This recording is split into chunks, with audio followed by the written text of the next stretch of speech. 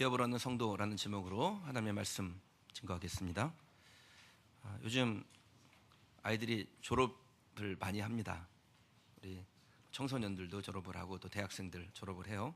지난주에 한 성도 가정에서 두 자녀가 동시에 이제 대학을 졸업을 했어요. 그래서 감사 예배를 드렸으면 좋겠다. 그래서 감사 예배를 드렸습니다. 들으면서 두 자녀를 대학을 동시에 보냈으니 졸업을 같이 했으니까 등록금도 계속 같이 들었을 거 아니에요. 그러니 얼마나 애를 썼나 그런 마음도 들고 애들도 기특하고 하더군요. 아이들한테 졸업은 끝이며 동시에 시작이라고 했습니다. 그동안 있었던 곳에서 모든 것을 잘 배우고 마무리했지만 동시에 새로운 환경으로 들어가서 새로운 곳에서 다시 시작하는 것이 졸업이죠. 그래서 아이들에게 너희들은 가서 앞으로 이 졸업을 시작으로 사무엘과 같이 졸업했으면 자라난 거니까 너희들이 자라나서 하나님 앞에서 자라났기 때문에 너희들의 말이 하나도 땅에 떨어지지 않게 될 거고, 그리고 하나님께서 너희들과 함께 계셔서 하나님의 선지자로 하나님의 종으로 일꾼으로 세상 가운데 세워진 것을 알게 될 거다. 그렇게 축복했습니다. 여러분 가정 가운데 졸업하는 자녀들, 또 새롭게 취직을 해야 되거나 환경을 옮기는 자녀들이 있다면 하나님께서 함께 하셔서 우리 자녀들의 말이 하나도 땅에 떨어지지 않게 하시고 또 어디를 가든지 하나님의 종으로 일꾼으로 세워짐을 입은 줄을 사람들이 알게 될 줄 믿습니다. 우리가 또 우리 자녀들이 새로운 곳에서 뭔가 새롭게 시작하게 될 때 저는 잘 되었으면 해요. 저는 잘 되는 게 제 소망이에요. 그리고 여러분의 소망이죠. 그래서 그렇게 잘 되기 위해서 우리의 기도의 제목이 뭐가 되어야 하냐면 담대하게 당당하게, 이것이 우리의 기도의 제목이 되어야 합니다. 새로운 환경에 쫄지 말고 좀 당차게 도전하는 우리 성도들, 우리 자녀들이 되기를 주님의 이름으로 축원합니다. 물론 새로운 것에 도전한다는 것이 이게 쉬운 일은 아니에요. 그러니까 새로운 것에 도전하는 것은 내가 그동안 익숙했던 거하고 결별하는 거예요. 그럼 익숙했던 거 하면 얼마나 편합니까? 쉬운 거예요. 내가 이미 몸에 익었기 때문에. 그런데 그 몸에 익은 일을 하지 아니하고 뭔가 새로운 일을 한다는 것은 불편하지요. 근데 그 불편한 일을 할 때 우리의 삶에 활력소가 나오고 변화가 생기고 발전이 있고 성장이 있어요. 발전은 불편함을 걷어차고 자발적으로 뛰어들 때, 그때 시작되는 것인 줄 믿습니다. 제가 교회를 개척하려고 했을 때 뭘 교회를 개척하냐고, 그냥 좋은 교회 있으면 가지. 제가 스펙이 좋아요. 그런데 저는 스펙보다 스토리가 좋았으면 좋겠어요. 그래서 제가 우리 교회를 소개할 때 요즘 이렇게 소개합니다. 스토리가 있는 교회, 스토리를 만드는 교회. 연조가 깊고 오래되는 거, 물론 그것도 뭐 나쁜 건 아니에요. 그런데 그 오랜 세월을 살아가는 동안에 하나님께서 우리 교회에, 우리 성도들에게, 담임 목사인 나에게 역사하셨던 하나님의 일들이 있어야 그게 감동 아니겠어요? 저는 우리 교회, 우리 성도들에게 일단 스토리가 만들어지길 원합니다. 하나님이 어떻게 일하셨는지가 여러분에게 탁탁탁탁 붙어나가길 원해요. 그래서 제가 교회를 이제 개척을 하려고 마음을 먹고 새벽 예배 5시에 딱 드리고 아내하고 차를 타고 가기는 송산 그린시티로 가지만 그때만 해도 거기는 완전 허허벌판이었으니까 갈 때만 자라고 고라니 뛰어놀고 그런 곳이었으니까 안산에다 이제 교회를 개척을 해야 되니까 하여튼 매일 새벽 예배 마치면 1시간씩 차를 타고 저기를 다니는 거예요. 그래서 이 건물에 가봐야 되나 저 건물에 가봐야 되나, 그리고 이렇게 밤에 홀레 올라가서 이렇게 문틈으로 사이즈가 어떻게 되나, 이거는 나갈 건가 안 나갈 건가, 분위기 딱 보면 알거든요. 정훈아 성도님, 딱 보면 여기 나갈 건지 안 나갈 건지, 되는 데인지 안 되는지 알아요 몰라요? 안다고요. 하나님 앞에 기도하고, 하나님 여기입니까 저기입니까, 그렇게 찾아다니는 중에 발견한 것이 우리가 지금 예배드리는 이곳이 아니라 이 건물 옆에 있던 마루샤브샤브가 위치한 그 8층이에요. 딱 올라갔는데 호수공원이 쫙 보이는데 경치가 끝내주더라고요. 그래서 하나님 여기가 거깁니까? 장소도 넓은데 여기서 한번 교회를 개척해보고 싶습니다. 그렇게 기도를 하면서 할까 말까, 도장을 찍을까 말까 하는데 이게 제가 사회생활을 제대로 해본 적이 없는 거예요. 어디 가서 계약서를 써본 적이 없는 거예요. 도장 찍어본 적이 있어야죠. 그러니까 해야 되나 말아야 되나 망설이고 있는데 결단력이 충만하신 마루샤브 사장님께서 그냥 확 채간 거예요, 이거를. 그래서 마음이 얼마나 씁쓸하던지. 그래서 차선책으로 여기를 이제 선택을 하고 여기다가 이제 예배당을 이제 시작을 하려고 하는데, 사람들이 저보고 거기 마루샤브 사부 새로 생기고 인테리어도 잘 해놨으니까 경치도 좋으니까 밥을 먹으러 가자는 거예요. 눈치도 없이. 그래서 내가 개척하고 6개월 동안 거기 밥 먹으러 간 적 한 번도 없습니다. 6개월 정도 지나고 내 마음이 좀 안정이 됐나 싶어가지고 거기 가서 밥 한번 딱 먹었는데, 가서 밥 먹는데 밤에 갔어요. 밤에 가서 호수공원에 야경이 불 들어온 거 쫙 보면서 밥을 먹는데 그날 체했어요. 지금도 가끔 가기는 가는데 뭐 그렇게 제가 선호하는 데는 아닙니다. 그러니까 제가 이렇게 얼굴이 안색이 안 좋거나 그럴 때 거기 가자는 말은 하지 마세요. 기분 좋을 때는 내가 한번 가줄 수 있어. 그럼 근데요, 하나님이 저에게 주시는 꿈이 계속 확신을 주시고 마음을 주시는데, 제가 그 앞을 꼭 지나야 돼요. 그러니까 집에서 우리 교회로 오려면 그 앞을 지나서 이렇게 꺾어서 들어와야 되는데, 이렇게 지나오다 보면 거기 불이 쫙 켜진 걸 볼 때마다 하나님이 저에게 주시는 마음이, 만일 내가 여기에다가 둥지를 틀었으면 몸 편해서 꿈 잃어버리고 주님 여기도 좋사오니 하고 머물렀을 것이다. 걱정하지 말아라. 내가 너를 위해서 다 예비해 두었다. 이 마음이 계속 생기는 거예요. 지금 생각해 보면 그 마루샤브 거기 자리 잡으면요, 거기가 장소도 우리보다 훨씬 넓고 그리고 구조도 좋고 심지어는 월세도 쌌습니다. 네. 그런데 만약에 거기에 자리 잡았으면은 그냥 그린시티로 갈 마음이 약해졌을 거예요.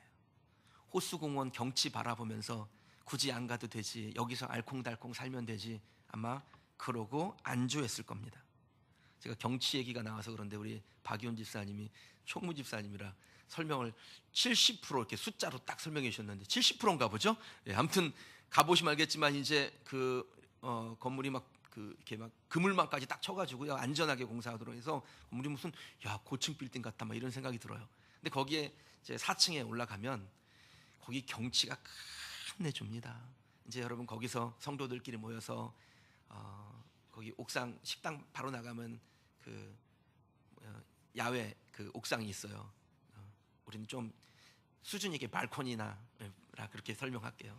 거기 딱 가면은 거기서 바비큐도 하실 수 있고 성도 간의 아름다운 교제들도 나오실 수 있고, 그래서 여러분들이 즐거워할 일을 생각하니 저도 마음이 참 좋습니다. 그런데 만약에 거기에 제가 여기에 그냥 둥지를 틀었으면은 여기도 괜찮지 뭐 그러고 말았을지 모르겠어요. 여러분, 그런데 하나님은 우리가 안주하여 있기를 원치 아니하세요. 안주하고 있는 것은 하나님이 우리에게 원하시는 삶의 태도가 아닙니다. 조금 잘 된다고, 괜찮다고, 이거면 됐지, 이것은 하나님이 우리에게 원하시는 것이 아닙니다. 하나님은 우리가 하나님의 허락하신 비전을 따라서 날마다 도전하기를 원하세요. 여러분, 도전이라는 것이 뭡니까? 내가 지금 익숙한 것을 내려놓고 새로운 것을 하는 거예요. 그 새로운 것 하는 거 불편하죠. 누군들 그거 하고 싶습니까? 만약에 제가 그냥 편하게 목회하자고 했으면 그냥 다 준비되어 있는 교회 그냥 가서 하면 되지요. 아마 여러분들도 편하게 지내고 싶었으면은 숨어서 신앙생활할 수 있는 교회 이렇게 다녀도 괜찮을 거예요. 저는 딱 성도들이 주일 예배드리는데 보면은 안 나왔네. 눈에 들어오잖아요. 우리 교회는 강홍석 성도님 안 나왔네 오늘. 자치 표현할게요. 강홍석 성도님 못 나오셨네. 일이 있으신가 봐요. 이렇게 눈에 탁탁탁탁 들어오는 거예요. 항상 여러분들이 앉는 자리만 앉기 때문에 눈에 들어와요. 다들 익숙함과 결별하고 하나님이 우리에게 주신 비전을 향해서 함께 나아가고자 여기에 머물러 있는 것이고, 그리고 여러분은 각자 자기의 허락받은 분량대로 하나님 앞에 헌신하고 계십니다. 그리고 주님은 그렇게 담대하게 당당하게 하나님이 지시할 곳으로 향해 가는 저와 여러분, 우리 교회에 여호와 이레를 준비하고 계신 줄 믿습니다. 하나님께서 선택하신 사람 아브라함의 인생의 여정을 볼 때 빼놓을 수 없는 말은 그가 갈 바를 알지 못하고 나아갔으나 하나님은 그것을 믿음으로 보았다라는 것입니다. 히브리서 11장 8절이죠. 믿음으로 아브라함은 부르심을 받았을 때 순종하여 장래의 유업으로 받을 땅에 나아갈새 갈 바를 알지 못하고 나아갔으며, 갈 바를 알지 못하고 나와 익숙했던 모든 것을 놓고 하나님이 지시하시는 비전을 따라 가는 거예요. 근데 그 가는 것을, 그 걸음을 하나님이 뭐라고 부르셨냐면 믿음으로 부르셨다라는 거예요. 이렇게 믿음으로 나간 아브라함에게 하나님께서 준비해 놓으신 것이 무엇입니까? 여호와 이레죠. 저는 우리 성도님들에게도 하나님께서 아브라함에게 하셨던 것 같이 여호와 이레의 하나님으로 임재하시고 여러분을 만나 주실 줄 믿습니다. 우리 교회가 익숙함에 머물러 있지 아니하고 새롭게 하나님께서 주시는 비전을 향해 나아가는 중에 성전 건축하지요. 이 성전 건축을 하는 거룩한 여정 중에 우리 성도들이 모두 하나님께서 주시는 여호와 이레를 만나고 형통하고 그 축복을 누리며 그것을 또한 나누는 그런 하나님의 백성이 되실 줄 믿습니다. 하나님 반드시 그리 하실 거예요. 제 인생을 돌아볼 때 하나님은 그렇게 하셨어요. 그리고 여러분에게도 동일하게 하나님은 일하실 줄 믿습니다. 여호와 이레라는 게 뭡니까? 약속이죠. 그러니까 아직 손에 쥔 것은 아니에요. 그런데 그 말씀을 주실 때 약속하신 거예요. 근데 그것은 이미 되어 있어요. 그게 여호와 이레입니다. 우리가 잘하면, 그래서 검증되면 그래 너 검증됐으니까 내가 지금부터 한번 마련해 볼게, 이것이 아니라 우리에게 가라, 익숙함과 결별하고 담대하게 당당하게 나아가라 라고 말씀하실 그때 이미 벌써 준비해 놓으신 거예요. 그래서 가면 거기에 있는 겁니다. 그게 여호와 이레죠.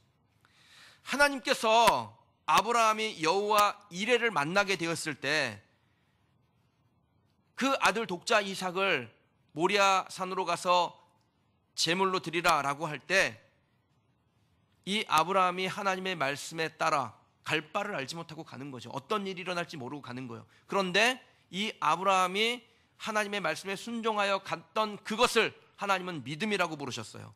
그리고 믿음을 가지고 갔던 이 아브라함에게 하나님께서 주신 것이 있는데 여호와 이레, 예비되어져 있는 수량, 제물로 쓸 수량, 자기 아들 대신 하나님 앞에 드릴 제물을 준비해 놓으셨습니다. 근데 그 준비되어진 여호와 이레 숫양은 모든 과정을 통과한 다음에, 검증된 다음에 너 검증이 됐으니 내가 줄게, 그리고 하늘에서 뚝 떨어진 게 아닙니다. 그 수량은 3일 전에 하나님께서 아브라함에게 말씀 주실 때 이미 그곳에 준비되어져 있었어요. 만약에 그렇지 않다면 그럼 아브라함은 그 수량을 끌고 와서 제물로 드릴 수가 없습니다. 야생의 수량이요, 그 히말라야 산맥을 뛰어다니는 그 산양 있지요, 수량. 그 산양들, 야생의 양들. 근데 그것도 수량, 뿔이 그냥 날카롭게 솟아있는 그 양을 3일길을 걸어오고 그 어마어마한 사건을 경험하고 완전히 탈진하고 기진맥진한 아브라함이 가서 그 수량을 끌고 오려면 수량도 아브라함처럼 기진맥진해 있는 상태가 되어야 해요. 그래야 끌고 올 수 있어요. 안 그러면 못 가져와요. 야생의 수량이라는 것이 얼마나 힘이 센지 모릅니다. 생각해보면 답은 딱 간단하죠. 수량도 기진맥진해 있어야 하고, 그러려면 이 수량은 하나님께서 아브라함에게 말씀을 주시는 그 순간에 아브라함이 순종하여 믿음으로 거기에 올 것을 하나님께서 보시고, 그리고 그때 믿음이 확실하게 드러날 때 보여줘야지 하고 거기다 걸어 놓으셨다라는 거예요. 고로 수량이 수풀에 걸린 것은 3일 전이라는 공식이 딱 나오죠. 이게 여호와 이레예요. 하나님께서 우리에게 말씀을 주실 때 네가 들을지 안 들을지 모르니까 네가 들으면 그때 가서 준비해서 줄게가 아니라 우리에게 말씀을 주는 순간 이미 예비가 되어 있어요. 그리고 우리가 말씀을 딱 들어서 그곳에 가면 그것을 만나는 거예요. 그게 여호와 이레입니다. 하나님은 우리에게 약속을 이행하시는 하나님이세요. 믿는 자는 받습니다. 하나님의 약속을 따라가는 사람은 약속대로 받는 것입니다. 전 우리 성도들이 하나님께서 각자에게 약속을 주셨을 텐데 그 약속대로 믿고 가서 하나님의 약속을 실제로 보는 우리 성도들이 되시길 주님의 이름으로 축원합니다. 하나님의 약속대로 가면 땅을 기업으로 받습니다. 우리 교회가 그린시티 교회라는 이름을 품었을 때, 여러분, 그린시티는 존재하지도 않았을 때예요. 그런데 하나님 앞에 비전을 품고 그 이름 품고 하나님 앞에 기도하는 중에 존재하지도 않던 땅을 하나님께서 다 만들어 놓으시고, 그리고 그것을 만들어 놓기만 하면 안 되죠. 그것을 우리에게 주시고, 또 그 주신 그 땅에 하나님께서 우리에게 예배의 터전, 복음의 전진기지를 허락하여 주셨습니다. 저는 우리 성도들에게도 동일한 은혜 주실 줄 믿습니다. 여러분이 하나님 앞에 비전을 품고 그 비전을 마음 가운데 새기며 약속의 말씀을 따라가면 여호와 이레는 말씀 주신 그 순간, 여러분이 믿음의 고백을 한 그 순간에 다 예비되어 있어서 반드시 거기 가서 하나님을 만나게 될 것이라고 저는 확신합니다. 이렇게 하나님의 기업을 받고자 한다면 여러분, 우리가 이 땅을 어떻게 살아야 할까요? 12절 말씀 한번 보실게요. 12절 우리 큰 소리로 읽어보십시다. 그날에 여호와께서 말씀하신 이 산지를 지금 내게 주소서. 들으셨거니와 그곳에는 아낙 사람이 있고 그 성읍들은 크고 견고할지라도 여호와께서 나와 함께 하시면 내가 여호와께서 말씀하신 대로 그들을 쫓아내리이다 하니 아멘. 여러분, 하나님의 기업을 받고자 한다면 어려운 일에 도전하세요. 갈렙이 여호수아에게 가서 지금 이 산지를 내게 달라라고 요청을 합니다. 갈렙이 달라고 하는 땅이 어디예요? 산지예요, 산지. 평지가 아니라 산지를 달라고 말합니다. 이스라엘 백성들이 땅을 기업으로 분배받을 때 지도를 딱 갖다 놓고 여기는 어느 지파 땅, 여기는 어느 지파 땅 하고 막 나눠줬어요. 그런데 그렇게 나눠줬다고 해서 그 땅이 내 땅 되는 거 아닙니다. 그거 어떻게 얻을 수 있어요? 전쟁 통해서 그 땅을 취하는 거예요. 전쟁을 통해서 얻어야 될 땅이 평지여도 쉽지가 않을 텐데 지금 갈렙이 무슨 땅을 요구하냐면 산지를 달라 그래요. 얼마나 힘든 정복 전쟁이 될 거라는 것을 예측하게 해주는 한 단어, 산지입니다. 그럼에도 불구하고 갈렙이 그 땅에 도전하기를 겁내지 않아요. 남들처럼 쉬운 땅, 그냥 먹기 좋은 땅, 그거 달라고 하지 않습니다. 여러분, 하나님은요 진짜 무시무시하신 분이세요. 이스라엘의 지파 중에 단지파라는 지파가 있는데요, 그 단지파에게 배정된 땅이 있었어요. 그런데 그 땅에 거기에 막 블레셋 사람들이 있고 막 피곤해요, 그 땅 정복하기가. 그러니까 단지파가 어떻게 하냐면 저 북쪽에 평화롭게 사는 착한 사람들이 사는 라기스라는 도시를 가서 그 도시를 점령합니다. 그리고 거기에 단지파를 세워요. 그런데 여러분, 이 단지파가 하나님의 약속대로 가지 않냐고 다른 땅을 자기들이 취했을 때 어떤 일이 일어난지 아세요? 여러분, 요한계시록에 보면요 단지파가 없어요. 단지파 하나에 존재하지가 않아요. 그런데 갈렙은 하나님께서 자기에게 주신 약속의 땅에 도전하기를 겁내지 않습니다. 12절에 이 갈렙이 달라고 하는 이 산지의 형편이 자세히 나오는데 거기 누가 삽니까? 아낙 자손이 삽니다. 그리고 견고한 성을 짓고 삽니다. 이 아낙 자손이란 그 네피림이라는 거인족이 있는데 그 거인족의 후예들이에요. 그러니까 키가 보통 큰 게 아니에요. 골리앗이 아낙 자손의 후손이에요. 민수기 13장 33절에 보면요, 거기 네피림 후손인 아낙 자손의 거인을 보았나니 우리는 스스로 보기에도 메뚜기 같으니 그들 보기에도 그와 같았을 것이니라. 그러니까 12명의 정탐꾼들이 가서 정탐을 하는데 지금 갈렙이 요구하는 이 헤브론 땅에 누가 사냐면 아낙 자손들이 살아요. 거인들이 산다고. 그러니까 딱 보니까 키가 너무 커가지고 야, 저 사람들이 우리를 볼 때 메뚜기 같고 우리도 저 사람 볼 때 우리가 메뚜기 같다, 이렇게 생각할 만큼 거인들이 살고 있는 그 땅, 거기를 이 갈렙이 달라고 하는 겁니다. 평지도 아닌 산지, 거기다 거인족이 지키는 견고한 성읍. 생각만 해도 어렵죠. 시작도 하기 전에 겁이 덜컥 날 만한 이 일을 갈렙이 전혀 두려워하지 않습니다. 내게 맡겨주시기만 하면 그들을 내가 쫓아내리이다, 그렇게 당당하게 말해요. 여러분, 갈렙이 이렇게 당당하게 담대하게 말할 수 있는 이유가 무엇일까요? 그 이유가 12절에 나와 있어요. 제가 좀 찬찬히 읽어볼게요. 그날에 여호와께서 말씀하신 이 산지를 지금 내게 주소서. 당신도 그날에 들으셨거니와 그곳에 아낙 사람이 있고 그 성읍들은 크고 견고할지라도 여호와께서 나와 함께 하시면 내가 여호와께서 말씀하신 대로 그들을 쫓아내리이다. 답을 찾으셨습니까? 여호와께서 말씀하신, 하나님께서 말씀하셨으니까 내가 그 말씀에 의지하면 거기에 누가 살든지 간에, 거기에 무엇이 있든지 간에, 그 형편과 상황이 어떤지 간에 나는 그 땅을 얻을 수 있습니다. 왜냐하면 하나님께서 이미 말씀하셨기 때문입니다. 하나님께서 갈렙에게 뭐라고 말씀하셨을까요? 민수기 14장 24절에 하나님이 갈렙에게 이러한 말씀을 주세요. 내 종 갈렙은 그 마음이 그들과 달라서 나를 온전히 따랐은즉 그가 갔던 땅으로 내가 그를 인도하여 드리리니 그의 자손이 그 땅을 차지하리라. 하나님께서 갈렙에게 약속하신 땅이 무엇이냐면 10명의 정탐꾼들이 악평을 늘어놨던 아낙 자손이 사는 그 헤브론 땅, 거기 우리 못 갑니다. 우리 갔다가 죽습니다. 그들이 우리를 볼 때 메뚜기같이 여길 겁니다. 우리 거기 못 갑니다. 그 악평을 늘어놓았던 그 땅을 하나님이 가데스 바네아에서 약속해 주신 거예요. 내가 너에게 주리라. 여러분, 갈렙은 광야에 45년을 살아가는 동안에 그 10명의 정탐꾼이 악평했던 그 땅을 자기에게 주신다라는 하나님의 약속을 절대 잊지 않고 살았습니다. 때가 되면 반드시 그 말씀대로 하나님께서 하시리라 믿고 늘 마음에 하나님께서 약속하신 땅을 품고 사는 거예요.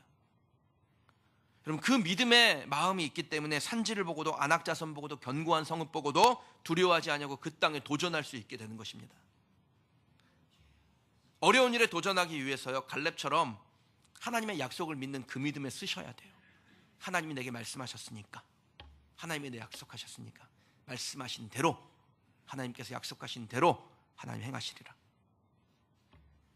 여러분, 그 믿음에 확고히 서지 않으면 산지라는 환경에 잡아먹힙니다.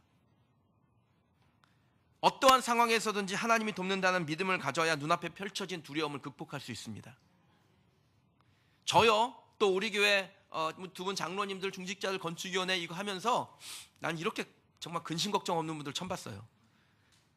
다른 교회는 다 우리를 근심 걱정하는데 우리 교회는 근심 걱정을 안 하는 것 같아요. 저도 이 중차대한 일을 맡고 가면서 여러분, 제 책상에 계산기가 있겠어요, 없겠어요? 계산기 두들겨 보는데 계산기 두들기면 답이 나올까요, 안 나올까요? 답이 안 나오더라고요. 그래서 답이 안 나오는 거는 계산기를 두들겨 볼 필요가 없다라고 생각해요. 그건 하나님이 하셔요. 그리고 지금까지 하나님이 하셨잖아요. 하나님의 약속하신 말씀을 믿고 가면 하나님의 약속의 결과가 거기 기다리고 있더라고요. 여러분에게도 하나님의 약속하신 말씀 있고 그 말씀 붙들고 가기를 원합니다. 말씀 못 붙들면 눈앞에 펼쳐진 두려움 때문에 한 걸음도 못 떼요. 믿음이 없이는 환경을 이길 수 없고 환경에 영향받으면 그 어떤 도전도 못합니다. 알버트 앨리스라는 심리학자가요, 행복과 불행을 결정짓는 것은 결과 그 자체가 아니라 그 결과를 받아들이는 눈에 달려 있다 그랬어요. 내가 어떻게 보느냐에 따라서 달라진다는 겁니다. 갈렙이 요구하는 산지 헤브론 땅이요, 어떤 눈으로 보느냐에 따라서 최선도 될 수 있고 최악도 될 수 있습니다. 산지, 견고한 성읍, 거기 사는 거인족들, 이런 것만 보면 헤브론 최악의 땅이죠. 이런 땅은 요구하면 안 되는 거예요. 준다고 해도 안 받는다 그래야 되죠. 그런데 이 헤브론이 아브라함이 살았던 땅, 우리 이스라엘 나라의 조상이었던 이스라엘 야곱이 살았던 땅, 거기에 조상의 혼이 깃들고 무엇보다 이 땅을 정복하면 45년 전에 가데스 바네아에서의 그 치욕, 아낙 자손이 무서워서 정복전쟁 포기하고 꼬리 내밀고 뒤로 도망쳤던 그 치욕적인 기억을 한 번에 해결하는 거예요. 제가 오늘 이 설교를 준비하면서 하나님 앞에 그렇게 기도했습니다. 하나님, 우리가 하나님의 약속을 붙들고 가는 동안에 하나님, 우리의 지나온 날들이 치욕스러운 기억이 아니라 아름다운 추억이 되게 하여 주옵소서. 여러분, 하나님은 우리에게 약속을 붙들고 가는 동안 우리의 지난 날들을 치욕적인 기억하고 싶지 않았던 그 순간으로 주시는 것이 아니라 우리에게 아름다운 추억으로 열매가 맺혔던 그러한 아름다운 기억이 되게 하실 줄 믿습니다. 그러니까 그런 눈으로 보면 이거 최고의 땅이죠, 헤브론이요. 사랑하는 성도 여러분, 하나님께서 우리 교회에게 주시는 새로운 일에 도전하는 것이 쉬운 일 아니었습니다.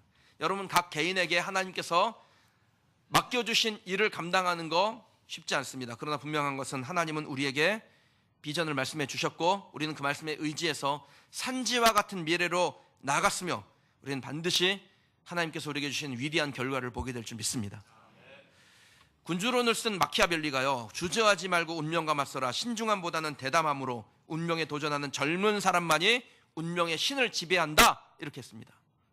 그러면 우리의 신체 나이가 몇 살인지 그건 중요하지 않아요.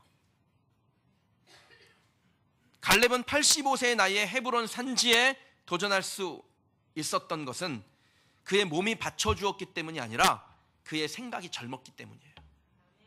몸이 늙어도 생각은 젊은 여러분 되시기를 주님의 이름으로 축원합니다. 혹시 여러분 우리 교회 와서 찬양 부를 때 찬양이 뭐 이렇게 젊어, 찬양이 뭐 이렇게 막 그냥 쿵짝쿵짝 대, 이렇게 생각하는 분이 계세요? 마음을 고쳐 가지세요. 언제까지 전부여 의지 이러고 다닐 거예요? 지금은 엘리야 때처럼 주의 말씀이 선포되고 이 산지를 내게 주소서. 여러분, 이 믿음의 고백이 나이가 젊든 뭐 많든 간에 여러분, 저와 여러분에게 하나님께서 우리의 생각을 젊게 하시고 우리의 가치를 젊게 하시고, 그래서 갈렙과 같이 도전하는데 두려워하지 않는 우리 성도들이 되시길 주님의 이름으로 축원합니다. 어떤 산지라도 다 취할 수 있는 거예요. 젊은 생각으로 도전하면, 두려워하지 않게 되면 하나님은 우리를 우리의 생각대로 이끄실 것이고, 우리는 새로운 땅에서 위대한 교회를 세우며 하나님 앞에 위대한 하나님의 사람으로 세워지게 될 줄 믿습니다. 그리고 여러분 개인에게 주신 하나님의 약속도 반드시 성취될 줄 믿습니다.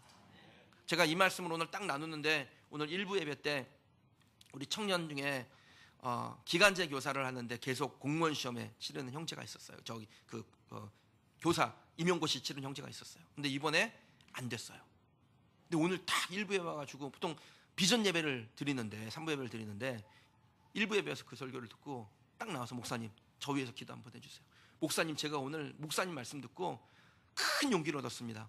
제가 그동안 어떤 학교에서 기간제를 하다가 이번에 임용고시가 안 돼서 다른 학교로 옮겨야 되는데 사실 두려웠습니다. 그런데 말씀 들으니까 힘이 솟고, 이 말씀대로 내가 새로운 학교 가가지고 열심히 아이들 가르치고 임용고시 철저히 준비해서 좋은 결과 얻어야 되겠다, 이런 새로운 도전이 생깁니다. 전 여러분에게도 그런 도전이 생겼을 줄 믿습니다.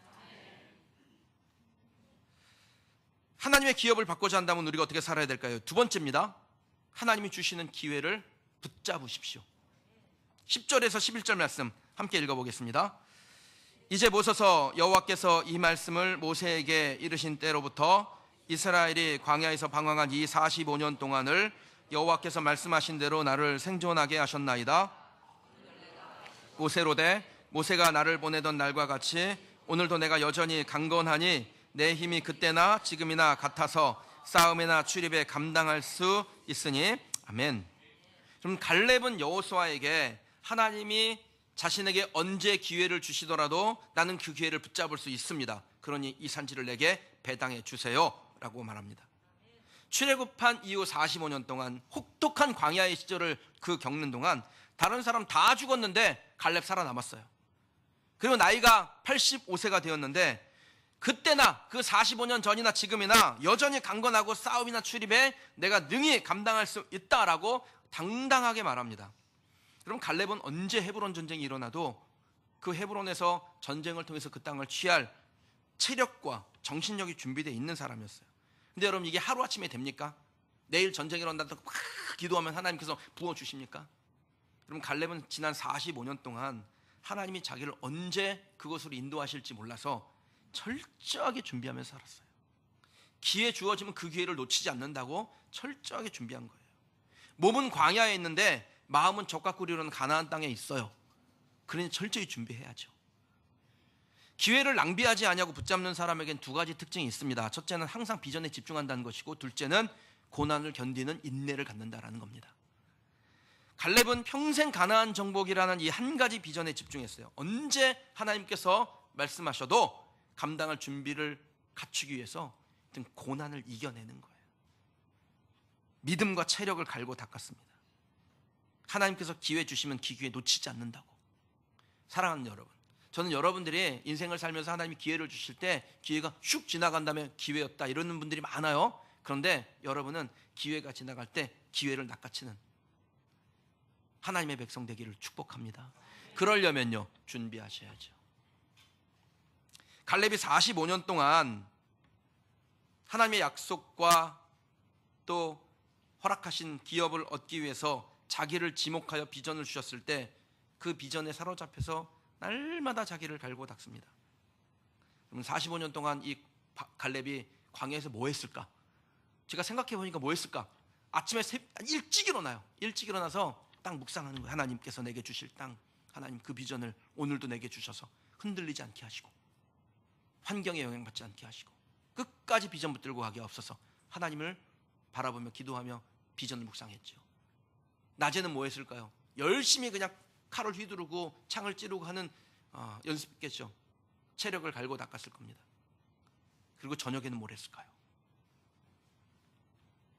하나님께서 내게 그 땅을 가라고 하시면 그 땅에 가서 어떻게 그 땅을 취할 수 있을지 지형을 연구하고 사람들, 자기를 따르는 자기 지파 사람들을 가르치고 정신을 무장시키고 갈렙 키즈들을 만들어내지 않았겠습니까?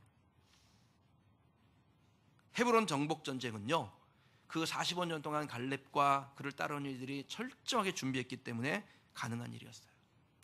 우리에게로 적용한다면 새벽에 일어나서 하나님 앞에 나와 기도하면서 하루를 준비하고 열심히 하루를 살고, 그리고 저녁이 되면은 아이고 힘들다 그리고 양말 발 뻗고 스포츠 보고 그러고 마는 게 아니라 하나님께서 내게 주신 하나님의 계획 어떻게 이룰까 연구하고 또 생각하고 고민하고 방법을 짜내고 이러한 삶을 사는 거죠.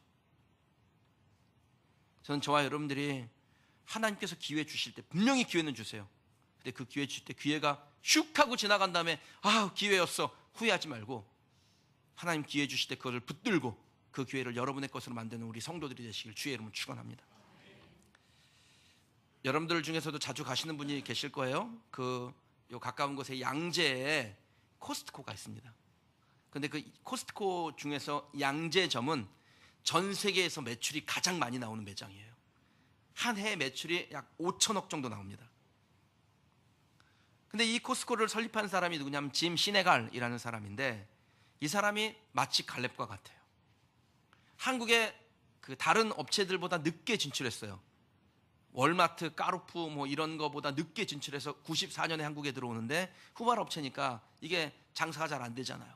그래서 1994년부터 2002년까지 8년간 적자에 허덕였습니다.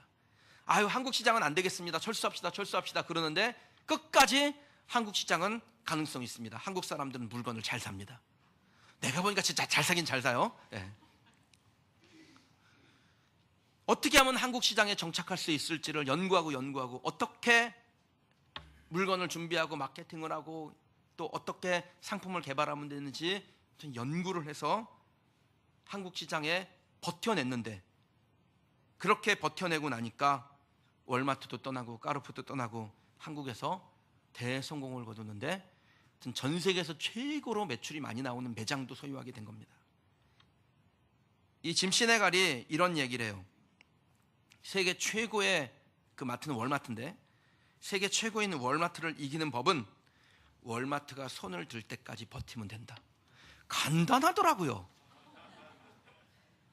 월마트가 손을 들 때까지만 버티면 된다는 거예요.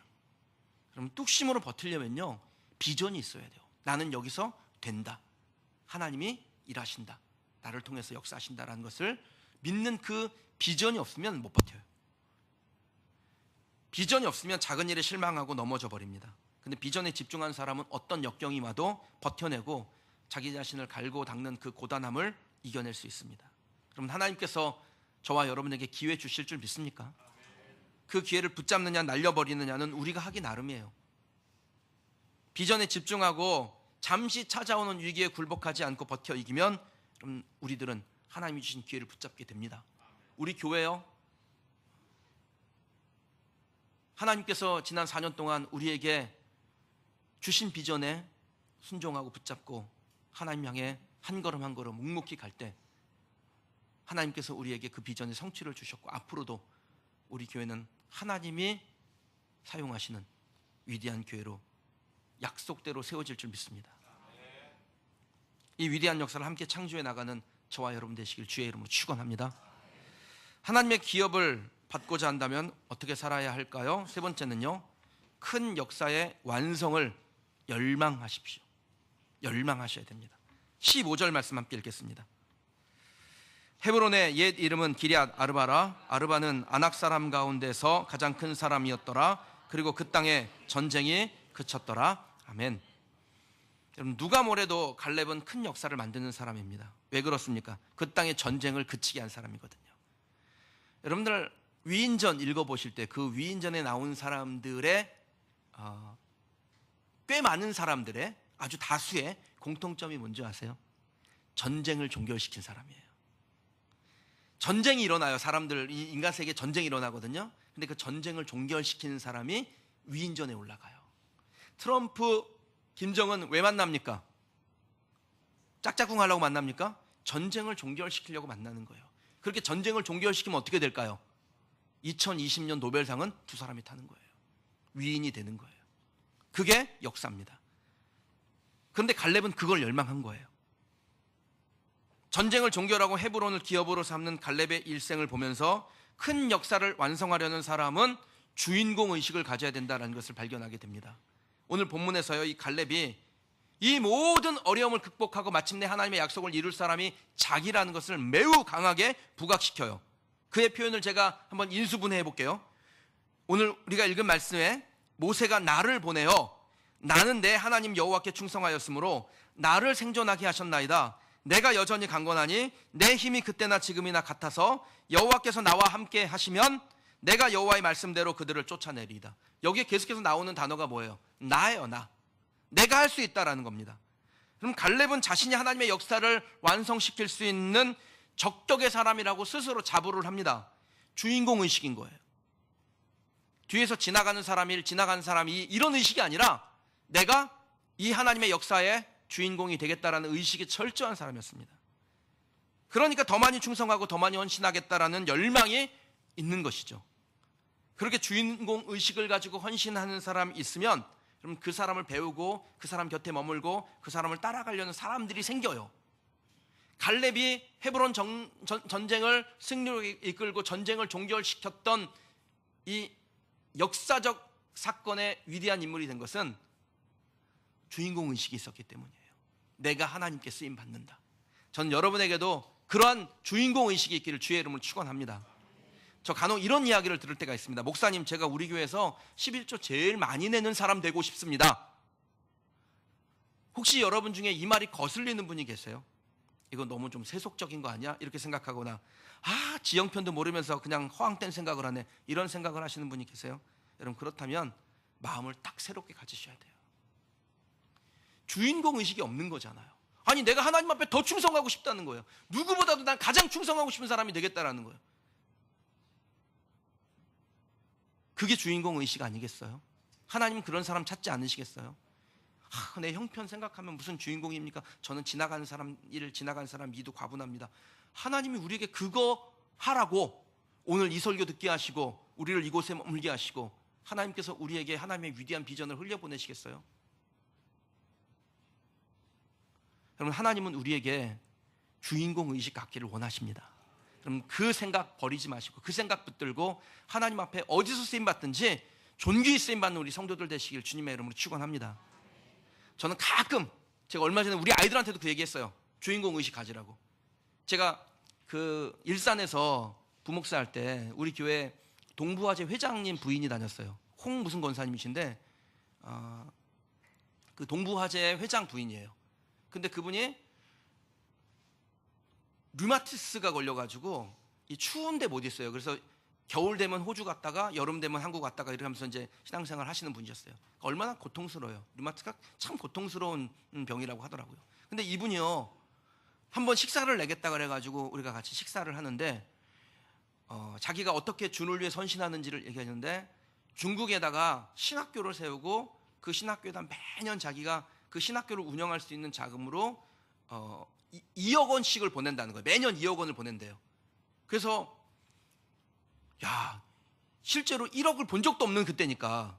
그래서 거기 목회자들이 다 대단하시네요. 정말 어마어마한 일을 하시네요. 그랬는데 이 권사님이 딱 무슨 얘기를 하냐면 들을 땐 기분 되게 나빴는데 제가 그걸 계속 마음에 새겨요. 무슨 얘기를 하시냐면 주의 종들이 그렇게 말씀하시면 안 되죠. 수백억도 움직이셔야 될 분들이, 딱 그 얘기를 하는데 마음에 비수정 딱 꽂히더라고요. 내가 크신 하나님을 너무 우습게 여겼구나. 1년에 단돈 2억 보내는 거 그거 가지고 대단한 일 막 이러는 것이 얼마나 하나님 보시기에 나를 뭘로 보는 거야, 이렇게 생각하셨을까. 그러면 하나님은 우리에게 주인공 의식 갖기를 원해요. 그럼 그거 가지고 살아가시기 바랍니다. 신명기 28장 13절에 여호와께서 너를 머리가 되게 하시고 꼬리가 되지 않게 하시며 위에만 있게 하시고 아래에 있지 않게 하시리니 오직 너는 내가 오늘 내게 명령하는 내 하나님 여호와의 명령을 듣고 지켜 행하라라고 말씀하십니다. 여러분, 하나님이 우리에게 주신 말씀은 뭡니까? 너 머리가 되고 꼬리가 되지 않는다. 너 위에만 있고 아래에 있지 않는다. 이것은 단지 어떤 지위에 올라가고 장관 되고 대통령 되고 이런 이 세속적인 지위를 말씀하는 게 아니죠. 우리에게 영적인 권세를 주신다라는 거예요. 여러분, 이 말씀을 읽었다면 말씀대로 되기를 사모하는 여러분 되시기를 주의 이름으로 축원합니다. 사모하는데 돈 듭니까? 아멘 하는데 돈 들어요? 아, 주님 말씀대로 그렇게 될 줄 믿습니다. 하나님 그렇게 하시지요. 전 준비되어 있습니다. 더 준비하겠습니다.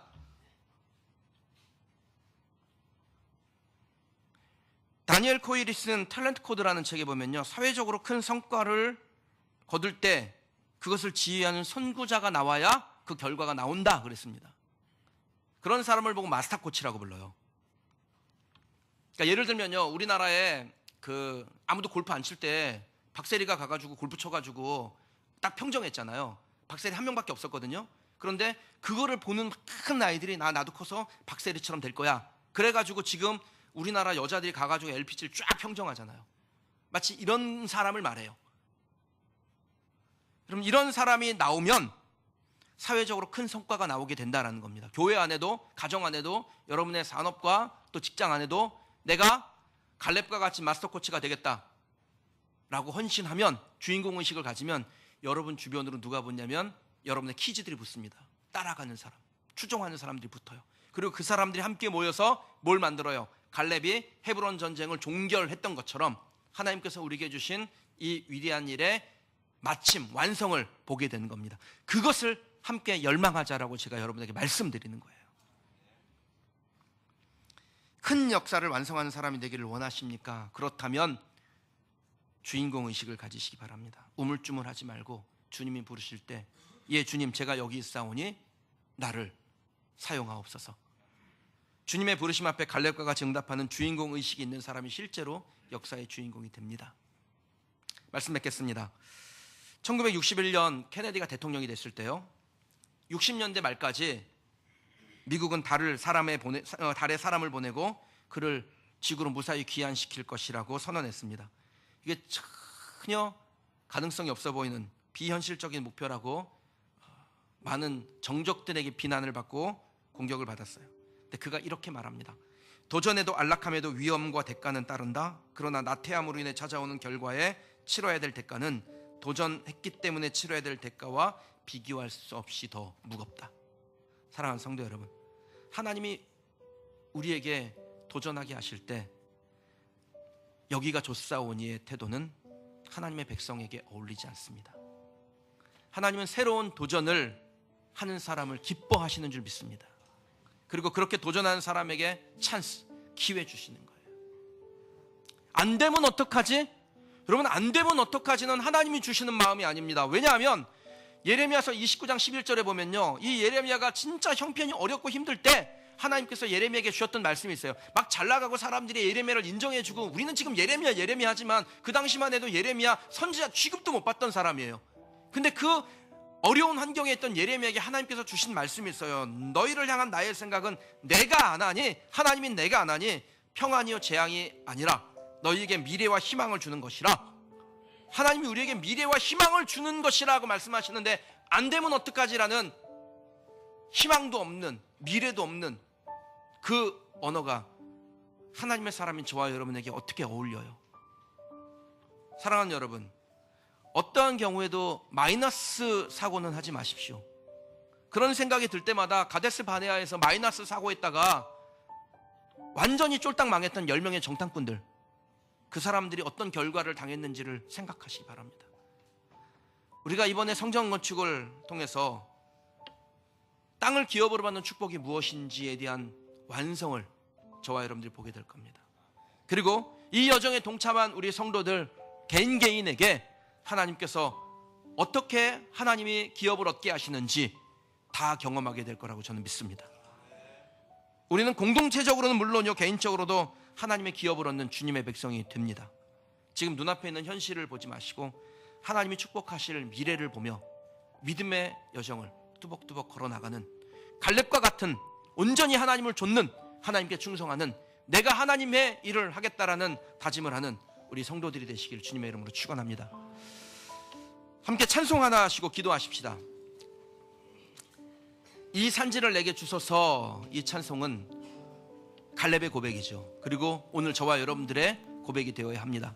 그럼 이 고백을 할 때 우리의 마음을 담으십시다. 하나님, 나는 이 산지를 향해 갑니다. 우리 교회는 이 산지를 향해 갑니다. 그리고 우리는 반드시 하나님이 주신 기업을 얻습니다. 그것이 산지일지라도 견고한 성읍이 있어도 우리를 두렵게 하는 안악자손과 같은 환경이 기다리고 있어도 우리는 그 땅에서 하나님의 약속을 여호와 일에 준비된 것을 보게 될 것입니다. 그렇게 믿음의 고백으로 이 찬송 하나님께 올려드리고 기도하십시다.